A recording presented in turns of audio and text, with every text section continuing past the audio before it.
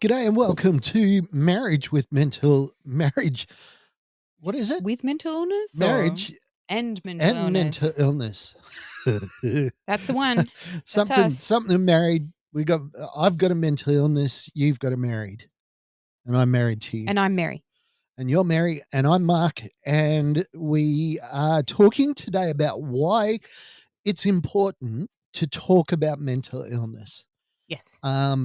As somebody that suffers myself, my perspective, I outlined that on Shattered the podcast earlier this week. You can go to STP Shattered on YouTube, Facebook.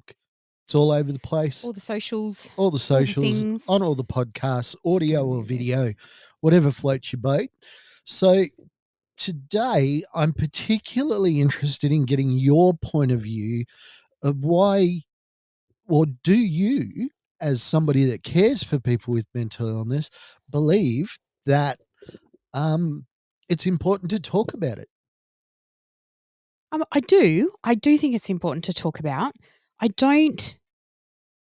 was thinking about this actually before we came on, and to be really, really honest, prior to doing the podcast, I wouldn't have probably talked to too many people about it, even from a carer's perspective. Yep.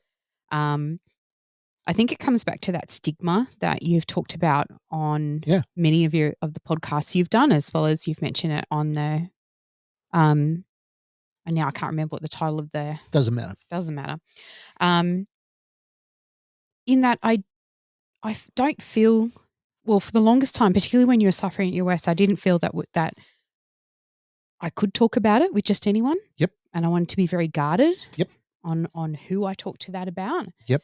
Because I also didn't want to be in a situation where I'd be judged, or the situation would be judged by someone who didn't understand what it was like to go through. So you didn't want people to know that you were married to a mental. I didn't want someone to know that I was it's true, I know, but I didn't want that stigma to be attached to our relationship. Yeah. So the only people that really knew would have been one bestie and only two people at work, and that was it. Okay.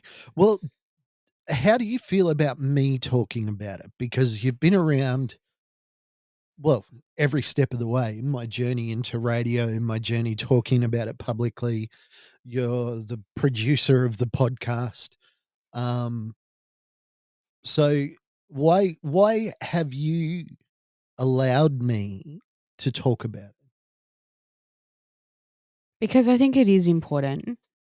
For why? For many reasons. I think even if you didn't have a podcast, so you had no podcast, even if you were just talking about it and putting that awareness out there and talking about it more would make you feel better, because you were thinking about your own mental health. Yep. And going through that process of really, really thinking about it. Mm. And in turn, that would give you perhaps better insight into yourself. Yep. Better ways for you to strategize and so on, so on, so on. I agree completely with that. Yeah.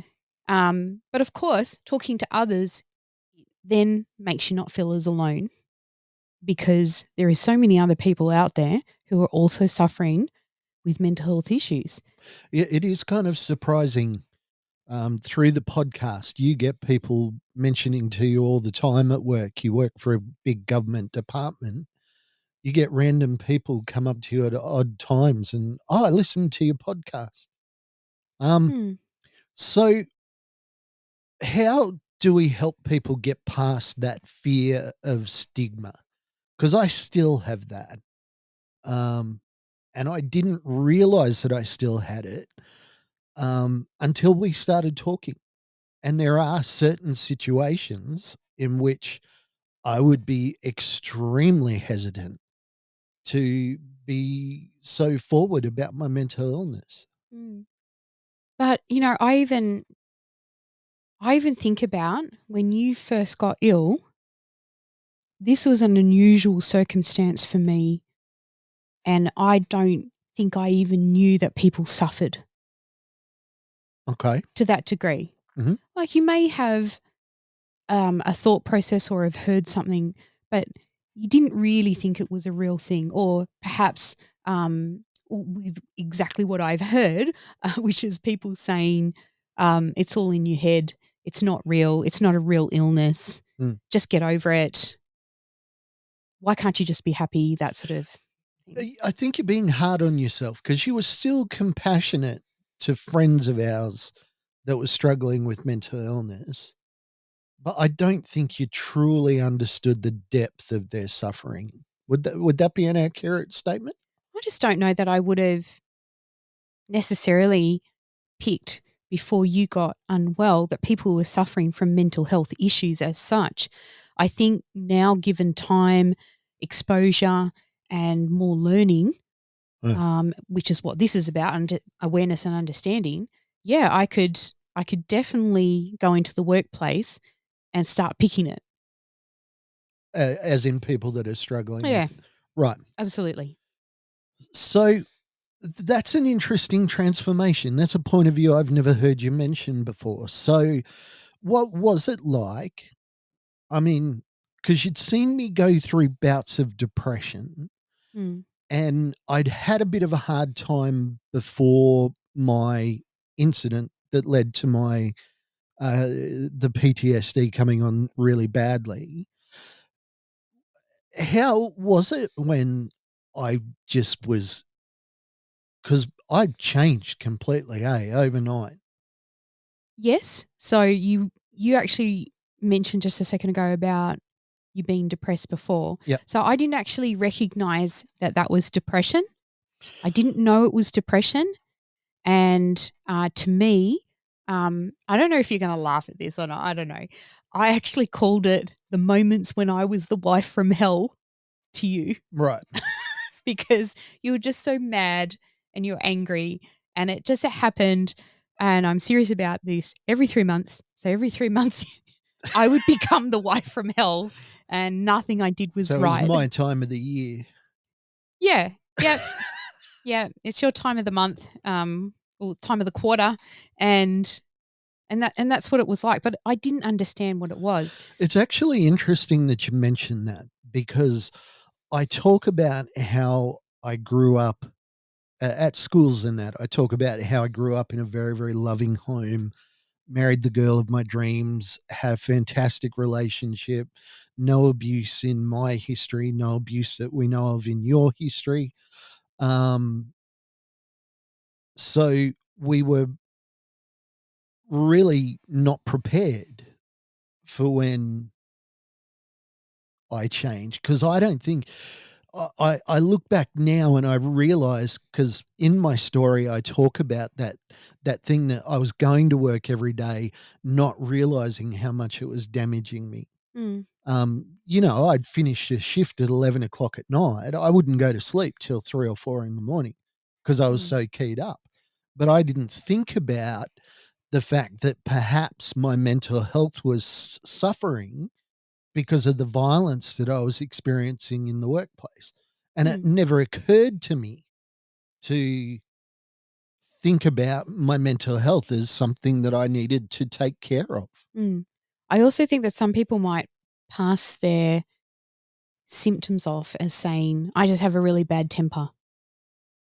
But perhaps you have, I mean, you could just have a really bad temper, but perhaps you have a bad temper because you have a pre-existing mental health issue and there's things that trigger you all the time and put you into fight mode. Yeah. That's potentially what I was thinking in regards to yourself, because you always said, "Oh, I've got such a temper."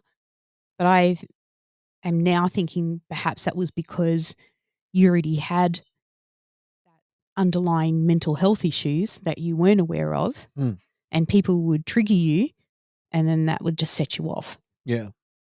I think also because when you're at work with people with disabilities, particularly when they're violent, you you actively work at not taking it personally. So somebody will punch you in the face. So take for example, I was going to work and I worked in that house where I had to go up that really thin set of stairs, and it was 6 in the morning, and I felt I needed to duck. So I ducked. Don't know why, 6 cents, whatever. I'm grateful that I ducked because the microwave came crashing down the hallway, and if it had hit me up, it may have killed me. I don't know. But a client had gotten angry and had thrown it down the stairs. Whether he was throwing it at me or not, at the time of that incident, I went into work mode. Is everybody safe? Is everybody okay? Am I safe? First and foremost, am I hurt? No, I'm not hurt. Everything's good. Okay, let's evaluate the situation. Let's see what's going on. So I never digested the fact that on my way into the workplace, I was nearly killed on the steps by somebody that I was about to go and care for. And it never even occurred to me in the workplace to think of that as a critical incident, as an incident that, at the very least, I mean, a microwave to the head. Oh, but you got a hard head. I believe in you. I do, but it wouldn't have killed me, but I could have been hurt. I mean, Absolutely. but Absolutely. but now when I look back on that and my memory is couched in fear, I think of that memory and I think of the fear that hit me, even though I don't actually remember being afraid or fearful or anxious in that moment because I went into work mode. So this to me is the important thing about talking to mental health. And I love the fact that I get to speak to students about it because nobody talked to us about this stuff when I was a kid. Nobody. I mean, I was in America and they tried to get a homeless guy, a guy that pretended to be homeless, to come in an assembly and to teach us how inconsiderate we were. And everybody was so badly behaved that the guy just packed up and left. And here he was teaching us about homelessness and mental health. He was so ahead of the curve. But in 1988, we were just bored. We were like, what is this guy talking about? Oh, you're a bit sad, are you? Oh, well. I just think until more recently, everyone just was of the opinion that no one suffered from mental health issues and that we suddenly, had a crisis where this thing has happened and now everyone has mental health issues. Um, I do think that mental health is a pandemic at the moment. I do, Yeah, it's the new 100%. pandemic, definitely. But even when we were going through the worst of it, the other side that I wanted to mention is it can be difficult to talk about your mental health or what's going on Mm, because some of the things that are going on can be quite extreme yeah. and they can be very hard to talk about. Yeah. And you don't know if you can trust people to talk about these and have these conversations with. Yes. Um, I don't think you were in a position where you could think much outside your own mind, let alone talk to someone about that. I mean, you still had your therapy appointments. Yeah.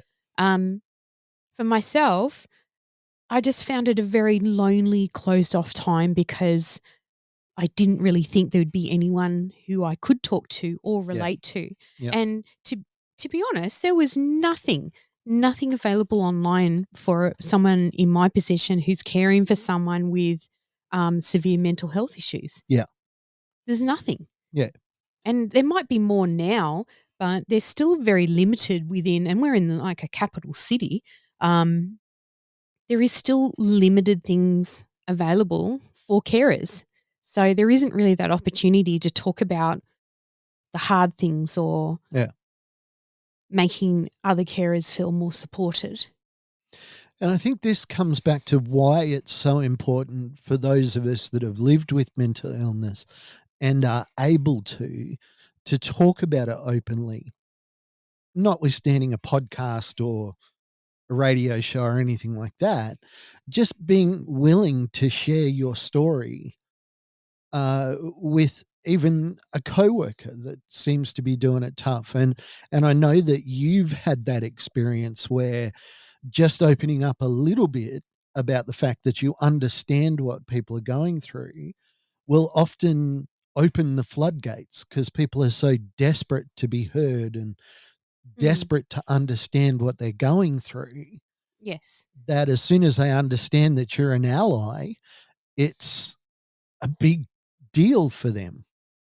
I also think that in the very few moments when something extreme was happening in our world Mhm. and I did confide in like my boss or something along those lines, um, I actually got a lot of support.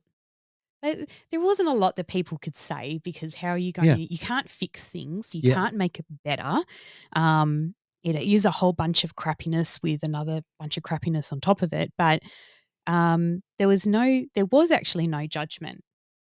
And I just found that people were more more accepting and supportive than I thought they would be. Hmm. Because I think that my thought was that because I was so isolated, that I was the only person experiencing it and suffering. Yeah. So how could anyone else possibly understand how that Yeah. feels? Yeah. Well, and that again, it just for me, it highlights why it's so important to talk about this stuff. Mm. If you can, I don't suggest that if you're not ready to or not able to. And it comes to the other point that it's a good thing to try to listen because we've mentioned it before, and I'll mention it again that mental health awareness is great, but understanding is so much better. If people understand how tough it can be, so, I equate it to when I used to hear people talking about bad back. I was an invincible young man. My back never hurt a day in my life. So when people talked about having a bad back, I was empathetic, but I didn't care. You know, oh, well, leave you in the dirt. If you can't keep up with this, that's fine. But then when I hurt my back and started to understand how debilitating it can be, it was the same with mental illness. Um, and if somebody I knew well, and it was Michael, my brother, that educated me as to what a bad back looks like, because he was is a strong, healthy, youngish man, It's definitely on the youngish side now. and he's wild as, um, just wild. He's a wild man. He's a crazy man. Um, but I knew when he talked about his back hurting that it had to really hurt. And for him to say, I can't even stand still for too long, I didn't understand that. But him saying it and me understanding how difficult it was for him to express that made it so that I was able to move into not just being aware that he had a sore back, but understanding. Mind you, someone who doesn't suffer from mental health issues isn't going to completely understand what what you experience on a daily basis or what anyone Oh, else experiences on a daily basis because it's everyone's um, own worst nightmare that yeah, that they yeah. have to experience. Now, you can't completely understand that if you haven't experienced it yourself, um, but I think that we need to start approaching people with mental health issues with more kindness Mm, and with more empathy. yeah. Oh, And that goes without saying. I don't know, I think it does need to be said Yeah. because I'm not sure that I think there is still a lot of stigma attached to it. Yes, it is being discussed more and people are becoming more comfortable. There's a lot more people putting up more podcasts and blogs and such about mental health Yep. and sharing their own experiences and how and their recovery and such, which I think is fantastic. Well, I've seen even in workplaces that I've been in, if I've mentioned that, yes, I struggle with mental illness, even without going into it, you find that other people in the room that you would never have suspected will come out and say, "Oh, I had really bad postpartum depression," or It releases the valve in other people to Mm, share their story. mm, And the more that we can understand and the more that we can help people to understand, the more that we can inspire people to talk. And there's an interview that we're going to be releasing on Friday through our YouTube channel. You can get all the links through our Instagram links and that. I interview a guy that said something to me which at the time seemed profound, but the more I've thought about it, the more profound it gets. And he said that we need to learn to be kind to ourselves. And I went, oh, yeah, that's a bit of hippie froofery. And then I thought about it for a minute. And he gave the example. I'll use his example. He said, if you were driving past an animal on the side of the road and it had been hit by a car, you knew it was wounded, you knew it was hurt, would you get out of the car and get mad at the animal? Would you shout at the animal? Would you say, you stupid animal, mm. why are you on the road? How dare you? How dare you, you dummy? You said, but if we be kind to a stray dog, then why aren't we kind to ourselves? I think because we're our own worst critics, and Well, you put so many layers on yourself and expectations. I mean, it's not even a question that needs answering because we know that we're not kind to ourselves. I mean, I'm not kind to myself. But what if I was kind to myself? What if I thought about, so take, for instance, today I got into an argument with a guy that thought I'd hit his car. I've been mad at myself ever since that happened because I got upset. Why do I not be kind to myself and take a step back and say, hang on, there was a lot happening in that circumstance. I was in a lot of pain. Uh, I thought that he was trying to rip me off. There was a lot going on. And if I was being kind to myself, I would just say, look, you lost your temper, but you know what? You told the guy that you were sorry for losing your temper. You wished him a good day and you moved on. So why can't I be kind enough to myself to just forgive myself for failing, for making a mistake? Which, when you've got a mental illness, that's what you feel like all the time. You're in a constant state of failure, no matter what. So we're going to call it quits today, but I'm going to leave it on that. I'm going to leave it with being kind to yourself. Now, on Instagram, you do this wonderful thing that really fits into this self kindness thing. It's the moments that you do on Instagram.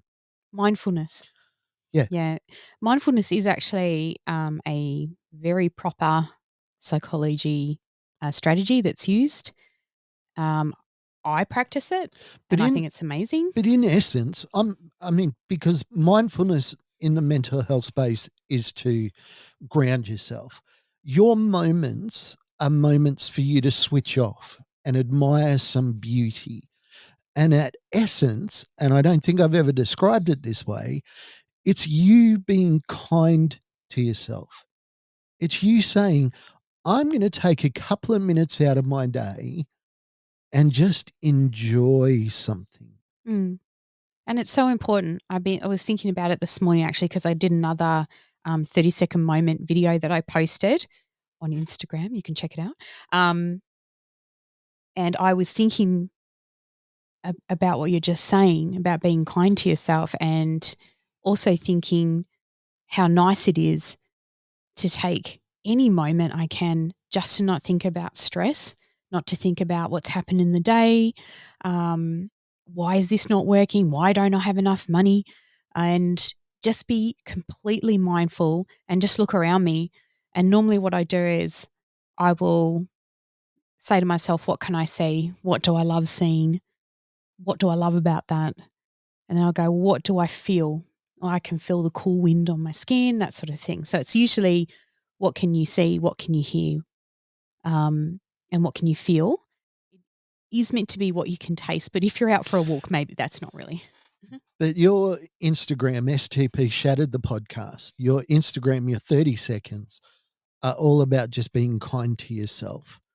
And I think that in talking about your mental illness, you're doing yourself a kindness, because we know for a fact, because we learned it through millions of soldiers getting PTSD, coming home and damaging themselves by not talking about their experiences, by bottling things in. We know that when things are out there, when you get to feel people's acceptance, it gives you the space to be able to be kind to yourself.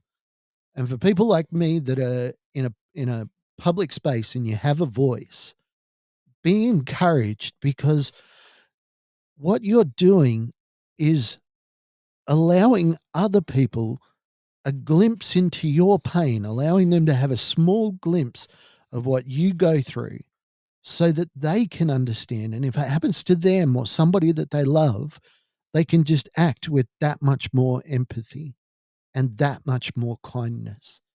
So I'm going to leave it. We're going to leave it with that. I encourage everybody, find a way to be kind to yourself, find a way to tell your story. And if you can't tell your story, if you don't have a story and somebody mentions something, ask them and be ready for an answer. You know, how you doing? Oh, I'm a bit sad. It's all right. What's going on? Oh, I'm struggling with my bipolar. Really? What is that like? What does that feel like? Can I ask that? Is that too personal? No, it's fine. This is what it feels like.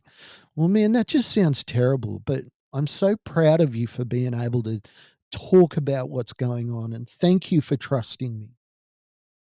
Little kindnesses can change the whole discussion around mental illness. It's about believing somebody, because I never used to believe people. They would say, I've got this mental illness, I've got severe depression. And I was like, well, take a spoonful of cement and harden up, get over it. That's what I tried to do to myself. So that's our encouragement for the day.